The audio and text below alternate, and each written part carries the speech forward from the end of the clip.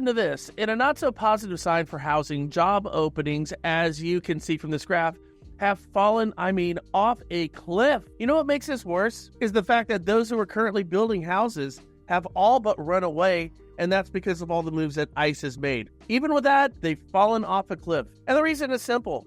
Builders have quit building. Now, of course, it's winter, but spring is right around the corner. You think they'd be ramping up. The real culprit is the simple fact that builders are not building due to concerns over moving their growing inventory of houses they've already built and slowing demand for homes. The great slowdown, which is frightening considering mortgage applications to buy a home right now are now 39% lower than they were in February 2019 pre-pandemic times. Home sales are running at a 30-year low, and housing prices nationally continue to hit record highs. Guys, this doesn't spell a pretty picture now, does it? More sellers are offering price cuts. 15.6% in January compared with 14.7% in January of last year, according to Realtor.com. But most sellers are still seeing enough competition to hold fast to their list prices. I don't know about that, Joanna. Rather, more sellers are holding fast to their list prices because they go look at Zillow, and Zillow tells them their house is worth more than the effective sales price of said house. Question: how much influence do sites like Zillow have on sellers, even more than the real estate agent representing them on that transaction? What do you think it is?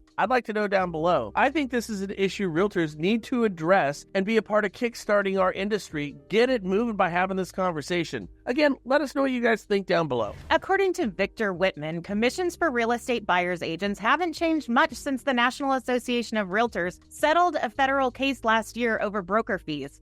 According to a new analysis from Redfin, buyers agents were earning an average of 2.37% in commission to the end of the year, which is essentially the same as last August when NAR's rule change went into effect, based on sales data from its agents and partners. Well, there's a lot to unpack what Joanna just said there. First of all, the lawsuit was based on 6% commissions. Yet again, year after year, realtors are still not making 6% commissions, and this side 3%. They're making 2 points, something wildly less than 3 to get our 6, which should have made this lawsuit null and void, don't you guys think?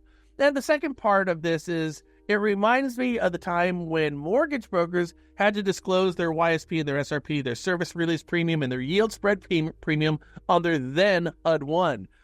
Every mortgage broker thought that this was going to be the death sentence to their viability in the mortgage industry. It turns out it didn't mean a damn thing whatsoever.